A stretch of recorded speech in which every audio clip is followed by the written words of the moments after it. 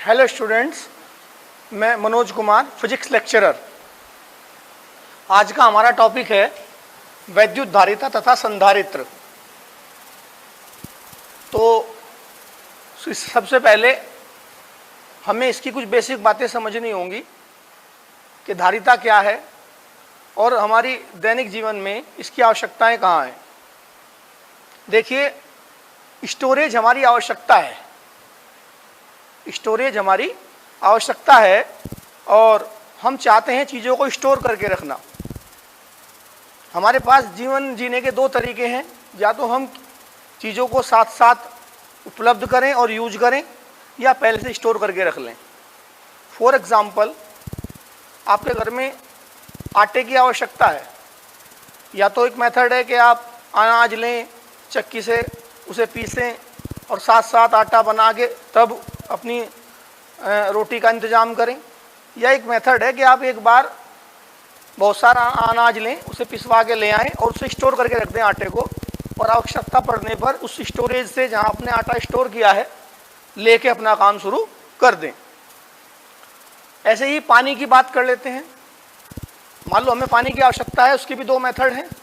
या तो आप जब आपको पानी की ज़रूरत हो जाएं और नल चलाएं और पानी ले अपना काम करें, या पानी को किसी टैंक में स्टोर कर लें और आवश्यकता पड़ने पर जब ज़रूरत हो वहाँ से हम पानी ले लें। तो कुल मिला के ये है कि स्टोरेज हमारे जीवन की आवश्यकता है, बिना स्टोरेज के हमारा काम नहीं होता। तो जैसे हम पानी को टैंक में स्टोर करते हैं, तो जब हम टैंक लेने जाते हैं तो हम क्या पूछते हैं? हम पूछते हैं कि भाई ये इस टैंक में कितना पानी आएगा। तो वहाँ से प्रश्न उठता है, कितने का मतलब उसकी धारिता पूछ लेते हैं, भाई इसकी धारिता कितनी है, कितना पानी धारण करेगा। या आप बाजार में गए, आपको अनाज लेके स्टोर करना है और अनाज की टंकी सबके यहाँ होती है, सब जानते हैं। वो लेने गए तो आप उससे पूछोगे इसमें कितना अनाज आएगा, तो आपने क्या पूछ लिया? उस टंकी की, अनाज की टंकी की धारिता, धारण करने की क्षमता। तो यहाँ से आप समझें कि धारिता शब्द जो है वो क्या है। किसी भी पदार्थ को धारण करने की क्षमता, भाई टैंक कितना पानी धारण करेगा, या आपने कहा कि हम दूध लेने जाते हैं और उसे माप के हम लेते हैं, तो वहाँ एक उसके पास मापने के लिए एक जग होता है, जग कह लो या मापन का यंत्र कह लो, उसकी धारिता 1 लीटर होती है। तो धारिता का मतलब है कोई चीज को धारण करने की क्षमता। तो अब हम क्या करेंगे, थोड़ा सा फिजिक्स में धारिता का महत्व समझते हैं। हमें लाइट की आवश्यकता है, तो दो तरीके हैं। या तो आप जाएं, जनरेटर को स्टार्ट करें और तुरंत आप लाइट की व्यवस्था करें, या दूसरा तरीका है कि आप आवेश को बैटरी में संचित कर लें, स्टोरेज कर लें, और आवश्यकता पड़ने पर इन्वर्टर चला के उस आवेश को दोबारा ले लें और आप लाइट प्राप्त कर लें, बिजली प्राप्त कर लें। तो आप समझ गए होंगे इस बेसिक में कि धारिता हमारे लिए कितनी महत्वपूर्ण है और स्टोरेज का हमारे जीवन में क्या महत्व है। अब बात करते हैं वैद्युत धारिता। तो जैसे हम अनाज को स्टोर कर सकते हैं, पानी को स्टोर कर सकते हैं, तो हम चाहते हैं कि हम ऊर्जा को और आवेश को स्टोर कर लें। याद रखना, ऊर्जा कई तरह की होती हैं, पर यहाँ जो हमारा टॉपिक है वो स्थिर वैद्युत और विद्युत विभव तथा धारिता वाले पार्ट से है। तो यहाँ बात करेंगे वैद्युत स्थिर ऊर्जा की। तो हम चाहते हैं कि हम जैसे और पदार्थों को स्टोर करके और आवश्यकता पड़ने पर उनका यूज कर लेते हैं, हम चाहते हैं कि हम वैद्युत स्थिर ऊर्जा को स्टोर कर लें और जब जरूरत पड़े तो उसका उपयोग हम कर लें। तो अब याद रखना, वैद्युत स्थिर ऊर्जा जो स्टोर होगी वो स्टोर होगी आवेश के पदों में। जहाँ कहीं आवेश होगा तो बिना आवेश को लाए आप विद्युत स्थिर ऊर्जा को स्टोर नहीं कर सकते।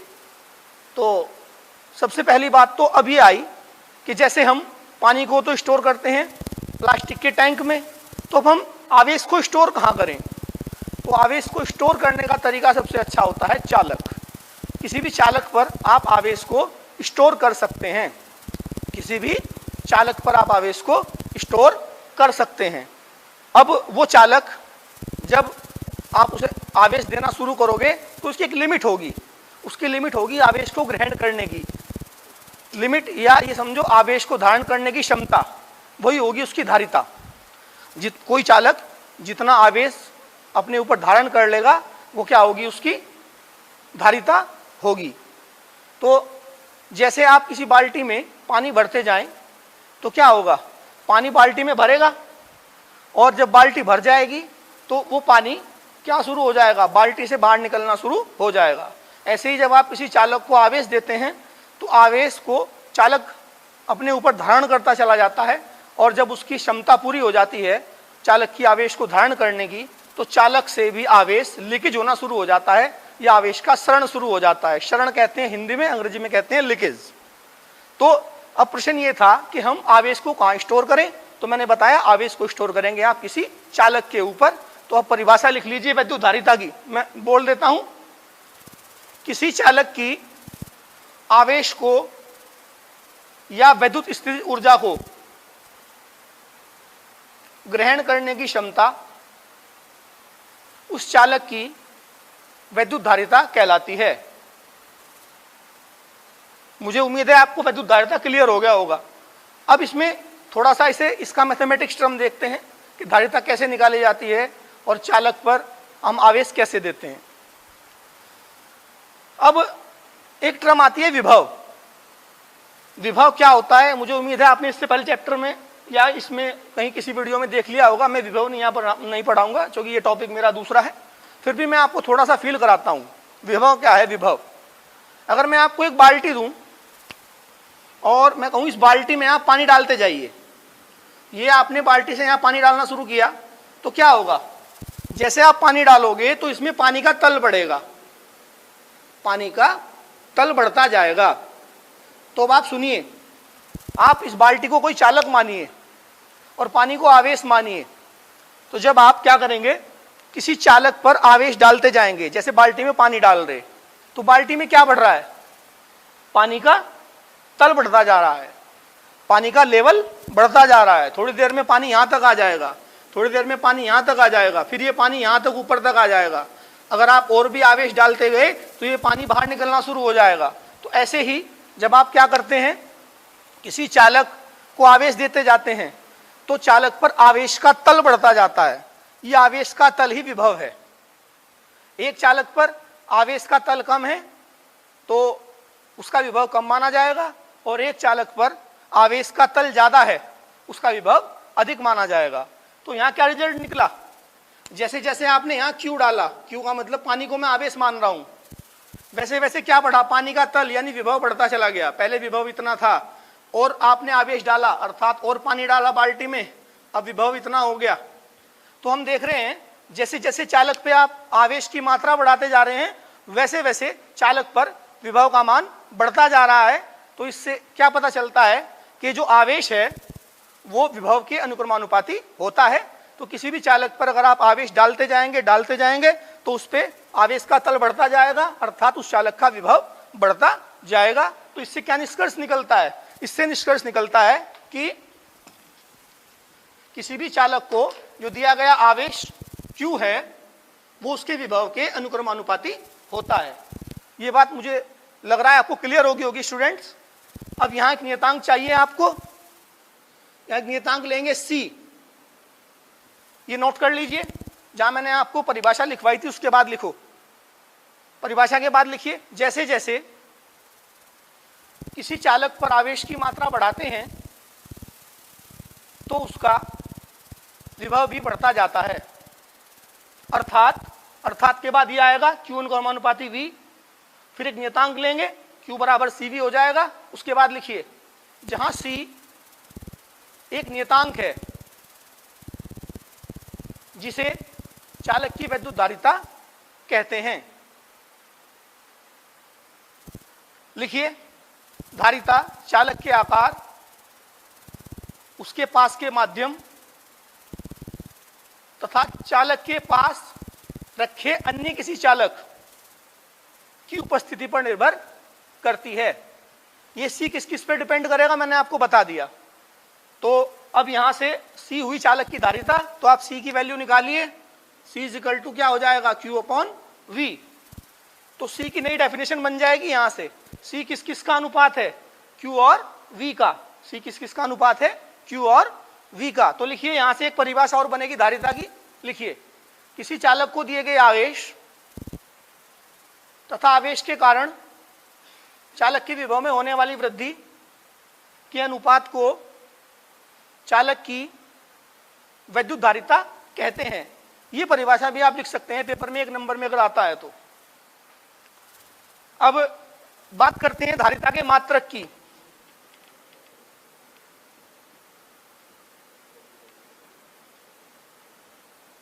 धारिता का मात्रक, मात्रक बड़ा आसान है। तो हमें बनाना धारिता का मात्रक, तो क्या लिखेंगे, Q का मात्रक बटे V का मात्रक। तो Q का मात्रक क्या हो जाएगा, कूलाम। तो हम बनाएंगे C का मात्रक बराबर Q का मात्रक बनेगा कूलाम और V का मात्रक बनेगा वोल्ट। इसे फैरेड भी कहते हैं भाई। अभी मैं बताऊंगा आपको एक फैरेड कितना होता है। तो ये धारिता का मात्रक हुआ कूलाम बटे वोल्ट या फैरेड। बच्चों अगला टॉप आपका हेडिंग है एक फैरेड की परिभाषा। अभी आपने धारिता का फॉर्मूला पढ़ा C equal to Q upon V, ये आपने पढ़ा। तो ध्यान से देखेंगे आप, हम कहें यदि Q बराबर 1 कूलाम और V बराबर 1 वोल्ट, तो आप मान भरिए। इसमें C बराबर 1/1 हो जाएगा, मात्रक बनेगा फैरेड। तो अभी मैंने कहा था कि जब आप किसी चालक को आवेश देंगे उससे विभव बढ़ेगा, उसकी विभव में वृद्धि होगी।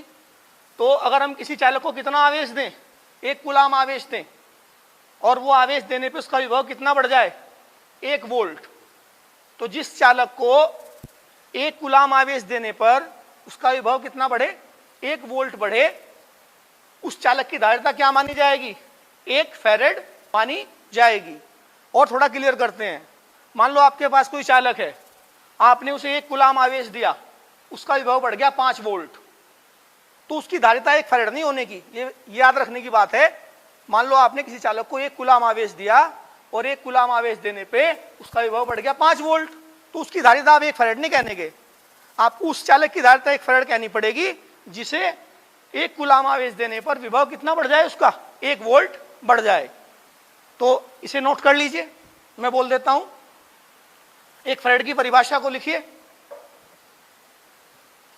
लिखिए यदि किसी चालक को 1 कूलाम आवेश देने पर उसके विभव में वृद्धि 1 वोल्ट हो, तो उस चालक की वैद्युत धारिता 1 फैरेड होगी। अगला पॉइंट है बेटा इसमें धारिता का विमीय सूत्र। धारिता का विमीय सूत्र, तो देखते हैं, उसे करते हैं।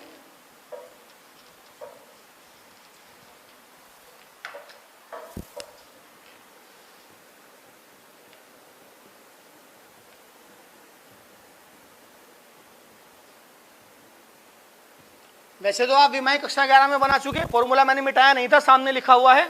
तो हमें क्या बनाना, धारिता का विमीय सूत्र। तो क्या बनेगा, Q का विमीय सूत्र बटे V का विमीय सूत्र। पहले थोड़ा फॉर्मूला में ऊपर हल कर देता हूं। यहां से देखो Q, तो Q है, V होता है, V का फॉर्मूला वो होता है W/Q, आसान हो जाएगा। और ये ऊपर चला गया तो ये हो गया Q²/W। तो यहाँ आप ऐसे भी बना सकते हैं, पर मैंने फॉर्मूले में चेंज कर दिया, तो मैं यहाँ कर दूंगा उसके हिसाब से। तो इसका विमीय सूत्र और यहाँ कर लेंगे W का विमीय सूत्र, ये आसान हो जाएगा। और तो Q की विमा होती है AT, पढ़ चुके होंगे आप। ऊपर स्क्वायर, स्क्वायर लगाइए,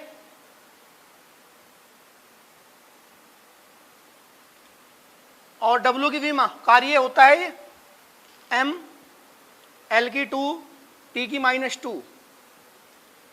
इसे सॉल्व कर लेते हैं। M की पावर 1 है, ऊपर लेके जाओ, M की -1 एल को ऊपर लेके जाओ, एल की -2 और टी की पावर -2 ऊपर जाके प्लस हो जाएगी, तो 2 ये 2 ऊपर है 4 और 1 की 2। तो भाई ये बन गया वैद्युत धारिता का विमीय सूत्र। तो बच्चों यहां से भी आप एक मात्रक और बना सकते हैं धारिता का, वो आप स्वयं बनाना, मैं बता रहा हूं। भाई विमा से मात्रक कक्षा 11 में बनाने सीखे होंगे। जैसे m किसकी विमा है, द्रव्यमान की विमा है, तो यहाँ आ जाएगा किलोग्राम की घात -1, और ऐसे ही एल लंबाई की विमा है, तो यहाँ मीटर आ जाएगा, मीटर की घात -2, यहाँ सेकंड की घात 4 और एम्पियर की घात 2। इस तरह से आप एक अन्य मात्रक भी इसका बना सकते हैं। तो विद्युत धारिता के बारे में मैंने आपको बता दिया, परिभाषा बता दी, उसका फॉर्मूला बता दिया, एक फैराड की परिभाषा बता दी और विमीय सूत्र बता दिया। अभी हम क्या करेंगे, मेरे पास मान लो कोई गोलीय चालक है, गोलीय चालक, मान लो मेरे पास कोई गोला है, चालक है तो लोहे का गोला हो या चांदी का गोला हो या सोने का गोला हो, चालक होना चाहिए। अब आप उसे जब आवेश देंगे तो वो आवेश को धारण करेगा, जब वो आवेश को धारण करेगा तो उसकी धारिता कितनी है, वो कितना आवेश धारण कर सकता है, उसे निकालने के लिए कुछ मैथमेटिकल फॉर्मूला चाहिए। भाई फिजिक्स ने आपको बता दिया, सिद्धांत दे दिया कि भाई कोई चालक है आवेश को धारण करेगा, अब कितना आवेश धारण करेगा उस बात का फैसला करेंगे गणितीय फॉर्मूले से इसके। तो अब अगला हेडिंग मैं आपको बताने जा रहा हूं। अगला हेडिंग है विलगित गोलीय चालक की विद्युत धारिता। विलगित का मतलब होता है ऐसा चालक जो किसी और चालक के विद्युत क्षेत्र में ना हो, वो किसी और क्षेत्र में, किसी और चालक के क्षेत्र के प्रभाव में ना हो, उसे कहेंगे विलगित। मान लो मेरे पास कोई गोलीय चालक है, ये मैंने अचालक स्टैंड पे रख दिया। अचालक स्टैंड पे इसलिए रखा कि इसे जो चार्ज देंगे वो ग्राउंड में ना जाए। मान लो आपने इसे +Q आवेश दे दिया, अब इसे आप आवेश देते चले गए तो ये आवेश को धारण करेगा। हमें निकालनी है इसकी धारिता। इस चालक की जो त्रिज्या है वो मान लीजिए R है। लिखिए फटाफट इसके बारे में। माना R त्रिज्या के किसी गोलीय चालक को +Q आवेश से आवेशित किया गया है। यह +Q आवेश गोलीय चालक के पृष्ठ पर एक समान रूप से वितरित हो जाता है। माना यह गोलीय चालक परावैद्युतांक K वाले माध्यम में रखा है, तब इस चालक के पृष्ठ पर विभव, पृष्ठ पर विभव निकालने का फॉर्मूला आप पढ़ चुके, 1/4πε0 K Q/r²। याद रखना ये फॉर्मूला जब हमने लगाया है तो इसमें माना है कि सारा जो आवेश है वो गोले के केंद्र पे है। क्या माना गया है कि ये जो गोलीय चालक है ये आवेश सारा कहाँ है, इसके केंद्र पे उपस्थित है। ऐसा मान के हमने विभव का फॉर्मूला ये लिखा है। ये R आता है भाई, स्क्वायर नहीं आता, ये R आता है। तो ये हो गया इक्वेशन 1। तो इस चालक का विभव हो जाएगा इतना, ठीक है।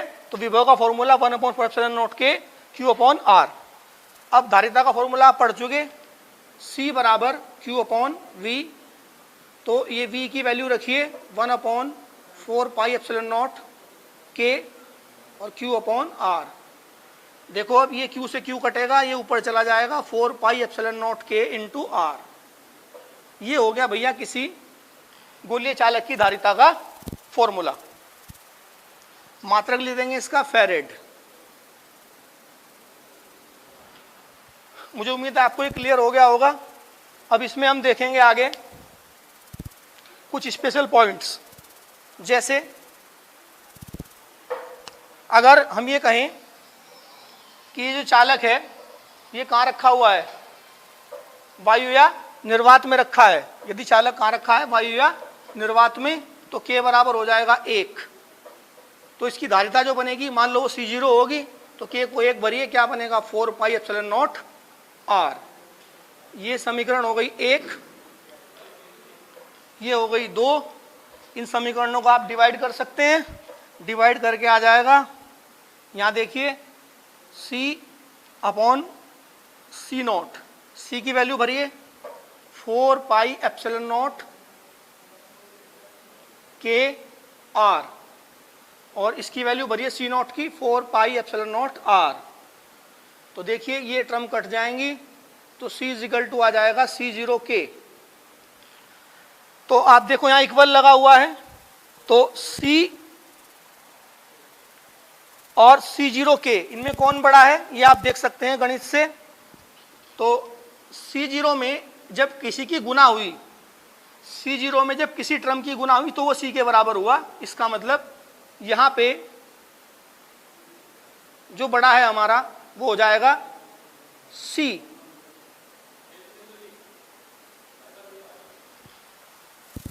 तो ये आपको मैंने बता दिया, यानी कि धारिता कब ज्यादा होगी चालक की, जब वो किसी माध्यम में रखा होगा। अगर उसे कहाँ रख दोगे, वायु या निर्वात में, तो उसकी धारिता कम हो जाएगी। तो अब इसमें कुछ स्पेशल नोट देख लेते हैं एक आधा, यहाँ तक आप इसे नोट कर लें।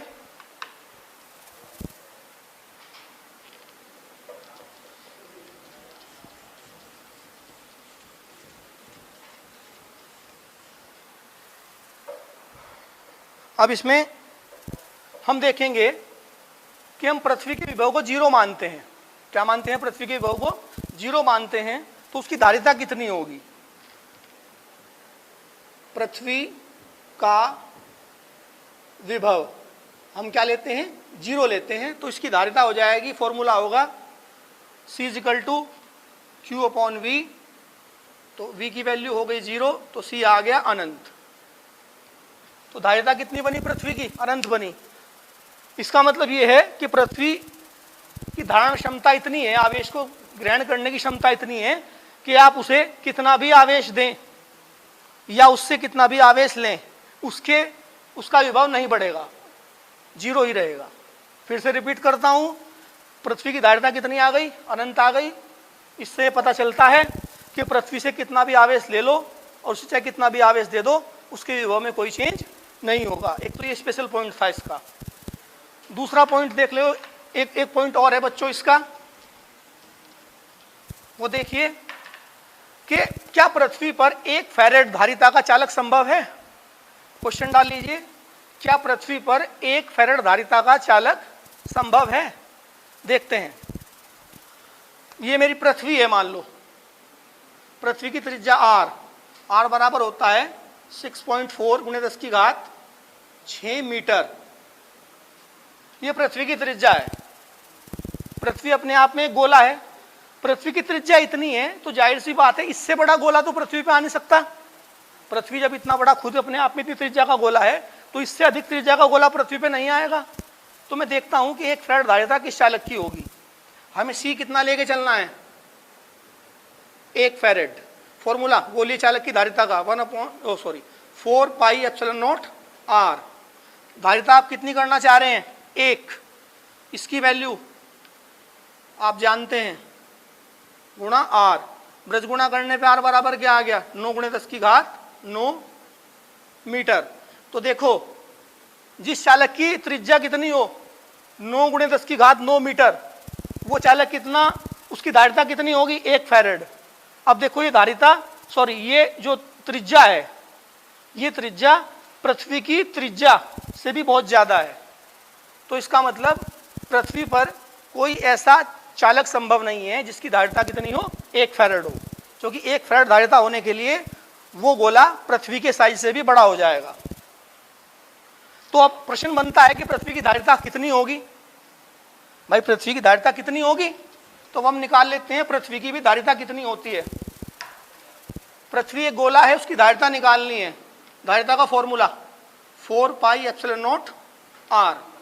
किसकी धारिता निकालना चाह रहे? पृथ्वी की। तो त्रिज्या किसकी भर दोगे? पृथ्वी की त्रिज्या भरेंगे, वो होगी 6.4 × 10⁶ मीटर। ये हो गया 6.4/9। इसे ऊपर लेके जाओ, ये पावर -9 हो जाएगी, ऊपर जाके घट के 6 में से बचेगी -3। जब से डिवाइड करोगे 9 से 6.4 को आएगा 0.711 × 10⁻³ इस पॉइंट को यहाँ 3 अंक इधर लेके जाओ तो ये आ जाएगा 711, और जब 3 अंक पॉइंट इधर जाएगा ये बनेगी -6। तो C बराबर 711, ये बनेगा माइक्रो, -6 है ना, ये ऊपर फैरेड था, तो पृथ्वी की धारिता कितनी बनेगी? 711 माइक्रो फैरेड। तो ये 3 स्पेशल पॉइंट थे हमारे धारिता संबंधी।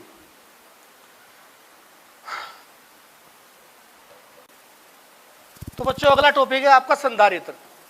देखिए जो हमारे पास गोलीय चालक होते हैं उनकी आवेश को धारण करने की क्षमता कम होती है, और हम चाहते हैं कि हम एक ऐसी डिवाइस बनाएं जो आवेश को अधिक से अधिक मात्रा में धारण कर सके। तो आप जानते हैं धारिता का फॉर्मूला C = Q/V। धारिता कैसे बढ़ सकती है? जब V घटेगा तो धारिता बढ़ जाएगी, तो V को घटा के हम C को बढ़ा सकते हैं। जैसे आपने एक बोरा लिया, उस बोरे में आपने कागज भर दिए, भर की रद्दी भर दी, वो ऊपर तक भर गया। आपके यहाँ और कागज बचे हुए हैं, तो आप चाहते हैं कि मैं इन्हें भी इसमें भर दूं, तो आप क्या करोगे? बोरे को पकड़ के ऐसे ऐसे करोगे तो क्या होगा? कागज कुछ और नीचे चले जाएंगे और उसमें और स्थान बन जाएगा। यहाँ कागज के तल को विभव मानिए और डाले गए कागजों को आवेश मानिए। तो हम चाहते हैं कि किसी चालक की धारिता क्या हो जाए? बढ़ जाए। तो इसके लिए हमें क्या करना पड़ेगा? उस चालक का विभव कम करना पड़ेगा किसी भी मेथड से। और इसमें एक बात और ध्यान रखनी है, इसमें साइज का भी ध्यान रखना पड़ेगा कि अगर आप इतना बड़े साइज का डिवाइस ना बना दें आवेश को धारण करने का, जिसका साइज ही बहुत बड़ा हो जाए और उसका उपयोग करने में भी परेशानी हो, तो हमें क्या करना है? हमें यहाँ चालक की धारिता भी बढ़ानी है और उसके साइज का भी ध्यान रखना है। तो उसका क्या तरीका है वो हम देखते हैं।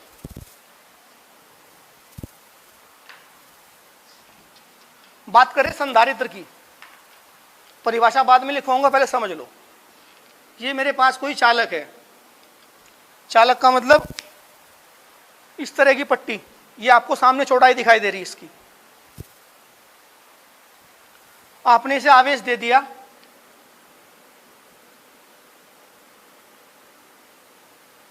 आवेश दिया, इसका विभव बढ़ेगा। इसका विभव मान लो 10 वोल्ट हो गया। ऐसे ही समझने के लिए डेरिवेशन में तो V लेंगे। आपने इसे आवेश दिया और इसका विभव कितना हो गया? 10 वोल्ट। C का फॉर्मूला मैंने आपको बता ही दिया था। ये आपने एक चालक लिया और इसे आपने आवेश दे दिया, इसका विभव बढ़ के हो गया मान लो 10 वोल्ट। हमारा उद्देश्य है इस चालक की धारिता को बढ़ाना, अर्थात इसका V घटाना। अब आप इसके पास कोई अनावेशित चालक रखें। क्या रखें? अनावेशित चालक। तो क्या होगा? आप प्रेरण घटना जानते होंगे, विद्युत प्रेरण। जैसे ही आप यहाँ कोई अनचार्ज अनावेशित चालक रखेंगे, यहाँ पॉजिटिव चार्ज है, तो पॉजिटिव चार्ज को खींच लेगा,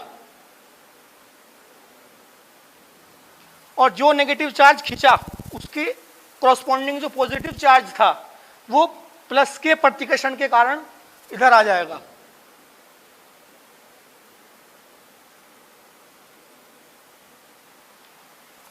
अब देखो, ये नेगेटिव चार्ज है, इसका विभव नेगेटिव होगा। ये पॉजिटिव चार्ज है, इसका विभव पॉजिटिव होगा। तो ये वाला चार्ज तो पहली प्लेट के विभव को घटाएगा चूंकि नेगेटिव है, और ये वाला चार्ज पहली वाली प्लेट के विभव को बढ़ाएगा। पहले कितना वोल्ट था? इसका विभव 10 वोल्ट था मान लो। अब विभव का फॉर्मूला भी आप जानते हैं, V = 1/4πε0 Q/R। अब देखो, R पे V डिपेंड करता है। इस प्लेट से यहां तक की दूरी ये है और इस प्लेट से यहां तक की दूरी ये है। मान लो ये R1 है, ये R2 है। तो मुझे ये सोच के बताओ कि नेगेटिव विभव का प्रभाव ज़्यादा पड़ेगा इस प्लेट पे या पॉजिटिव का ज़्यादा पड़ेगा? तो ध्यान से देखिएगा, नेगेटिव विभव की दूरी प्लस से कम है। जब दूरी कम है तो ये विभव ज़्यादा प्रभाव डालेगा इस पे, और प्लस से प्लस की दूरी ज़्यादा है तो ये वाला आवेश या यहाँ जो विभव बनेगा इस आवेश के कारण वो विभव इस पे कम प्रभाव डालेगा। फॉर एग्जाम्पल, इसने जो विभव बनाया, मैं बता रहा हूँ ये दूरी कम है तो ये विभव ज़्यादा बनेगा। इसने विभव बनाया यहाँ पे मान लो -6 वोल्ट, और ये वाला जो चार्ज है प्लस इनकी दूरी ज़्यादा है तो इसका प्रभाव यहाँ कम पड़ेगा। मान लो इसने बनाया विभव यहाँ +4 वोल्ट। 4 इसलिए बनाया क्योंकि दूर था, दूरी बढ़ेगी विभव घटेगा। तो नेट विभव बताओ इस प्लेट का। जब प्लेट नहीं रखी थी तो इसका विभव 10 वोल्ट था। जब इसके पास आपने अनावेशित प्लेट रख दी, इसका विभव निकाल के बताओ कितना बनेगा। 10 और 10 में से 6 गया, कितना बचेगा 4 और 4 ये, तो ये बनेगा 8 वोल्ट। तो नेट विभव पहली प्लेट का घट गया या बढ़ गया भाई? तो आप देख रहे होंगे इस प्लेट का नेट विभव कम हो गया। चार्ज प्लेट के पास अनचार्ज प्लेट रखने से पहले वाली चार्ज प्लेट का नेट विभव कम हो गया। जब नेट विभव कम हो गया, V कम हो गया, तो इसका C यानी इसकी धारिता बढ़ जाएगी। तो हमारा उद्देश्य था धारिता को बढ़ाना, लेकिन हमने क्या काम करा, चार्ज प्लेट के पास अनचार्ज प्लेट रखी, इसके विभव को घटा दिया, इसका विभव घटा दिया इस प्लेट का, तो इसकी धारिता बढ़ गई। क्या इसका हम विभव और घटा सकते हैं क्या? तो एक मेथड और है, आप इस प्लेट के पॉजिटिव चार्ज को अर्थिंग कर दीजिए। अर्थिंग करते ही जमीन से इलेक्ट्रॉन आएंगे और इस पॉजिटिव को उदासीन कर देंगे, तो यह मोटी भाषा में कह लो कि ये पॉजिटिव जमीन में चला जाएगा। ये पॉजिटिव जो जमीन में चला जाएगा तो समझो ये वाली टर्म खत्म हो जाएगी, 4 वोल्ट जो विभव बढ़ रहा था इसकी वजह से। अब नेट विभव कितना बचा भाई? इस प्लेट का विभव या दोनों के बीच विभवांतर 4 वोल्ट बचा, विभव और घट गया, तो इसकी धारिता और बढ़ जाएगी। तो इस प्रकार हम क्या कर सकते हैं, किसी चार्ज प्लेट के पास अनचार्ज प्लेट रख के चार्ज प्लेट के विभव को कम कर सकते हैं, और विभव कम होने से इसकी धारिता बढ़ जाएगी। अब इस पे और अधिक आवेश आप दे सकेंगे। तो ये पूरा अरेंजमेंट जो मैंने आपके सामने बनाया, ये कहलाता है संधारित्र। परिभाषा नोट कर लीजिए। संधारित्र एक ऐसा समायोजन है, संधारित्र एक ऐसा समायोजन है जिसमें चालक का बिना आकार बदले उसके विभव को कम करके उस पे आवेश की अधिक से अधिक मात्रा संचित कर सकते हैं। तो मुझे उम्मीद है बच्चों आपको ये दोनों टॉपिक क्लियर हो गए होंगे। धन्यवाद।